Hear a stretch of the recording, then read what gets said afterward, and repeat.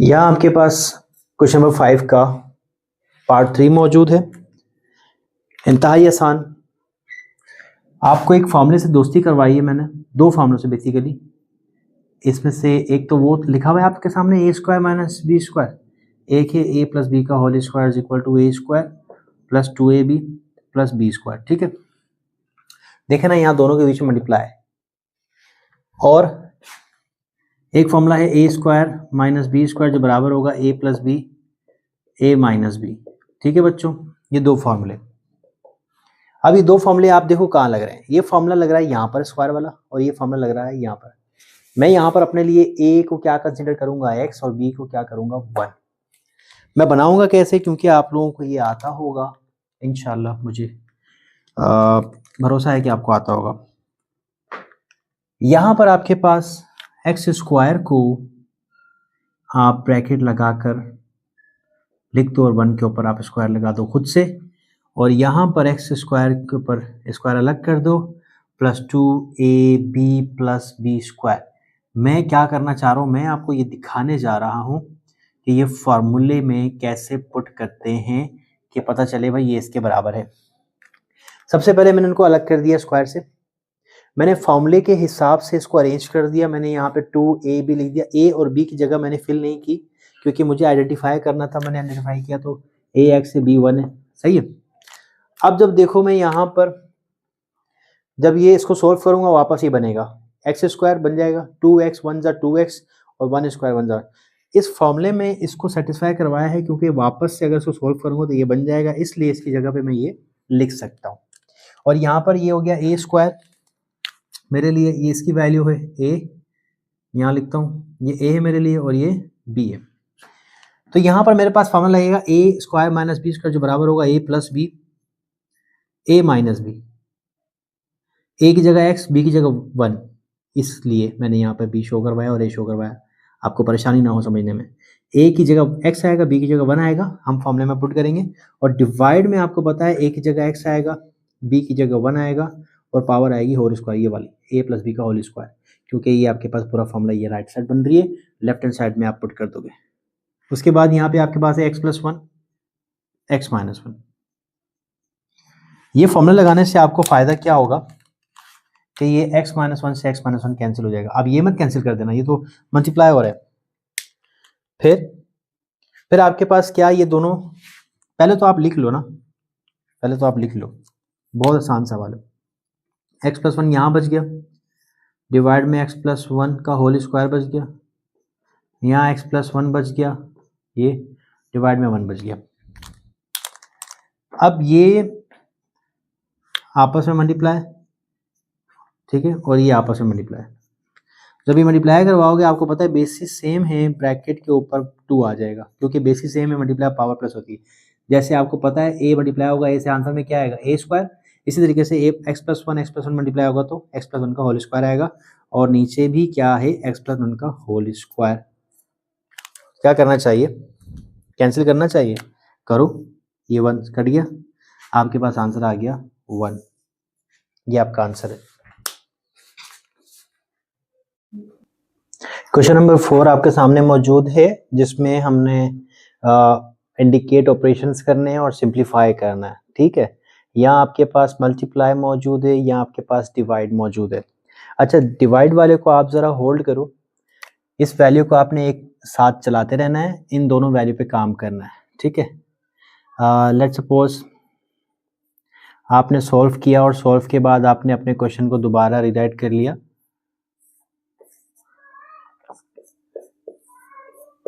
आपको टेबल याद होने चाहिए बच्चों। देखो, जो भी आपने चैप्टर 1 में पढ़ा है या जो भी आपने क्लास 7 और 8 में पढ़ा है, देखें वो यहाँ आपको काम आएगा। इसीलिए बेस जो है वो बड़ी इंपॉर्टेंट होती है। आपको जो है मल्टीप्लिकेशन, डिमास, बोर्ड मास, ये सब आना चाहिए। अब यहाँ पर आपके पास ये इन दोनों में मैंने कहा इसको साथ चलाना है। इन दोनों में ये 4 के टेबल में 4 भी आता है और 12 भी आता है 4 के टेबल में। तो 4 कटेगा, 4 1 जा 4, 4 3 जा 12। ठीक है बच्चों, फिर ये 3 ऊपर है और 9 नीचे है, 3 1 जा 3, 3 3 जा 9। यहाँ तक क्लियर है बच्चों, यहाँ तक। अब आप देखें यहाँ पे ये y+3 ऊपर y+3 ये कैंसिल हो गया। अब यहाँ आपके पास बच गया 8 डिवाइड में आपके पास बच गया 3 मल्टीप्लाई यहाँ आपके पास क्या बच गया सिर्फ y+1 और ये डिवाइड को मल्टीप्लाई में चेंज करो तो 5 ऊपर जाएगा और ये रेसिप्रोकल हो जाएगी वैल्यू तो y+1 नीचे आएगा तो 8 से 8 कैंसिल हो जाएगा y+1 से y+1 कैंसिल हो जाएगा तो जो आपका आंसर बनेगा वो बनेगा 5 ऊपर और ये 3 नीचे। बच्चों ये आपका आंसर बनेगा। तमाम जो वैल्यू हैं वो आपस में कैंसिल आउट हो जाएंगी। यहाँ पर ये चीज़ जो आपने सीखी है डिवाइड को मल्टीप्लाई में चेंज करते हैं तो नीचे वाली वैल्यू को ऊपर ऊपर वाली वैल्यू को नीचे शिफ्ट कर देते हैं। ये आपका क्वेश्चन नंबर 4 का आंसर है। कैसा आ रहा है आपके सामने? ये सवाल नंबर 5 है। क्वेश्चन नंबर 5 का पार्ट 5 है। ठीक है, बहुत ही आसान सवाल है। आप लोगों को यहाँ पर देखकर मैंने आप लोगों को 2 फार्मूले बताए थे कि उन 2 फार्मूलों से आप दोस्ती कर लें। आपको याद होगा एक फार्मूला मैंने बताया था a² - b² जो बराबर होता है a+b ब्रैकेट के अंदर a-b। ये फार्मूले आप लोगों को याद है।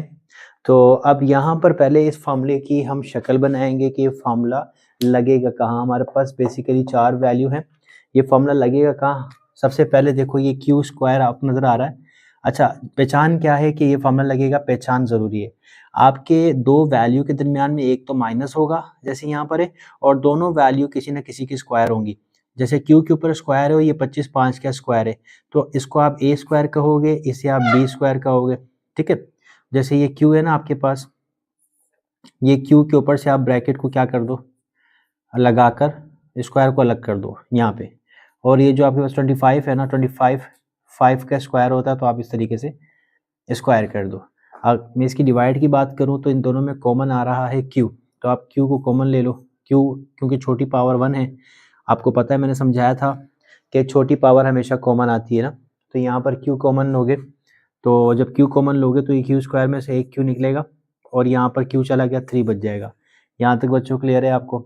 अच्छा, यहाँ पर आप एक काम कर लो, पहले ये डिवाइड को मल्टीप्लाई में चेंज कर लो और ये वैल्यू को ऊपर ले जाओ और ये दूसरी वैल्यू को नीचे ले आओ, रेसिप्रोकल। ठीक है, ये सिखाया है। अब बच्चों ये आपके लिए a² है, ये आपके लिए b² है जो बराबर a+b a-b।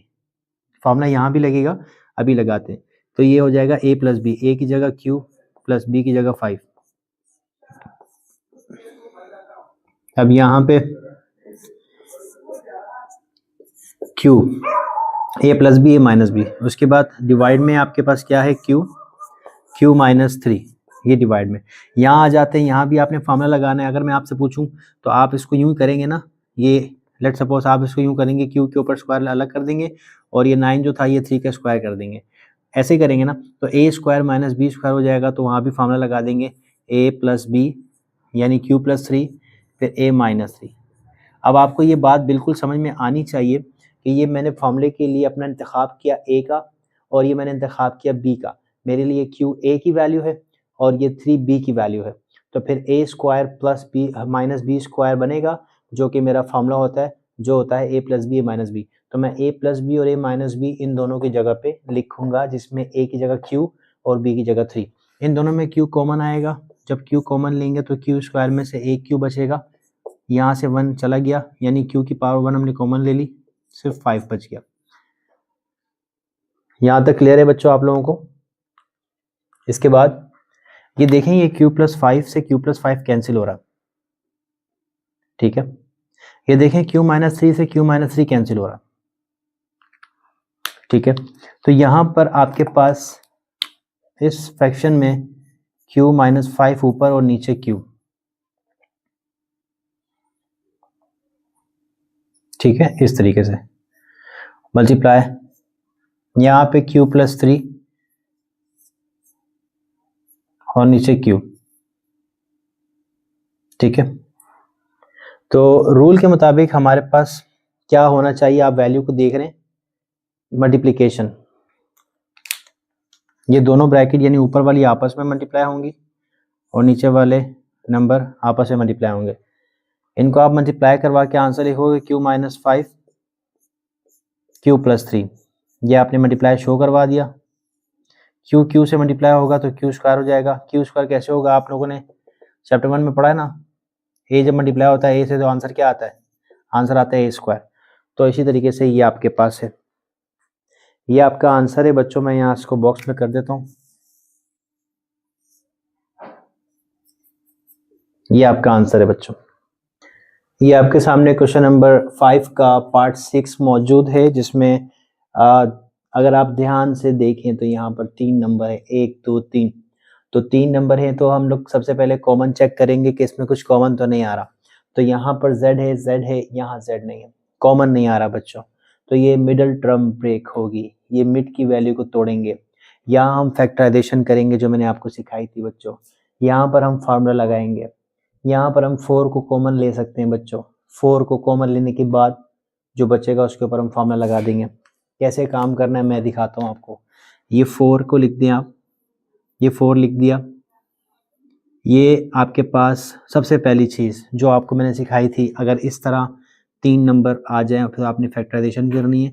उसके लिए जो मैंने आपको रूल बताए थे कि पहली वैल्यू के साथ कुछ नहीं है तो क्या होगा बच्चों, 1।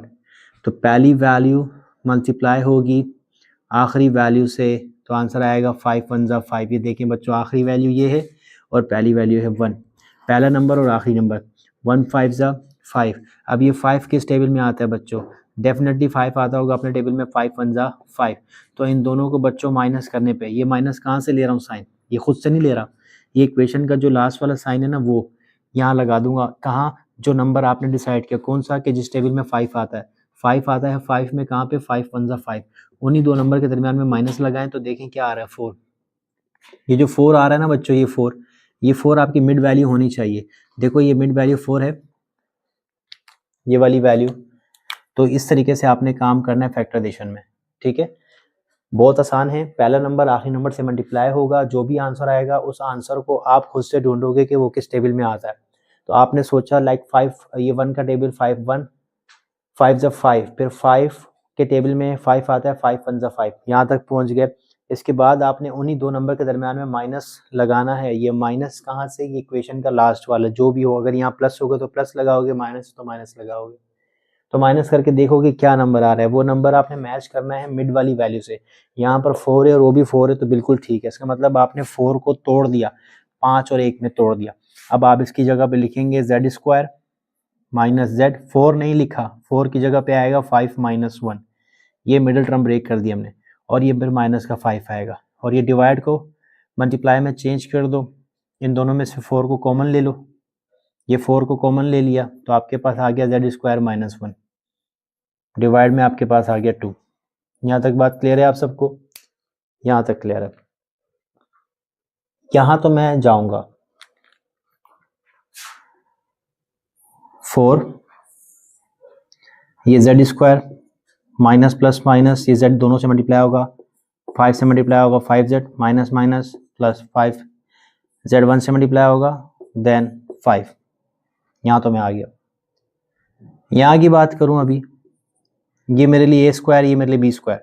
कैसे, z के ऊपर ब्रैकेट लगा के स्क्वायर अलग कर दूंगा, 1 के ऊपर मैं खुद से कोई भी ब्रैकेट लगा सकता हूँ, कोई भी पावर लगा सकता हूँ। तो मैं इसको a ले लूँगा और इसको b ले लूँगा, तो ये हो जाएगा a स्क्वायर, ये हो जाएगा b स्क्वायर। तो यहाँ कौन सा फॉर्मूला लगेगा, यहाँ मैंने फॉर्मूला मिटा दिया, यहाँ ये फॉर्मूला लगेगा a square minus B square is equal to a plus B, a minus B.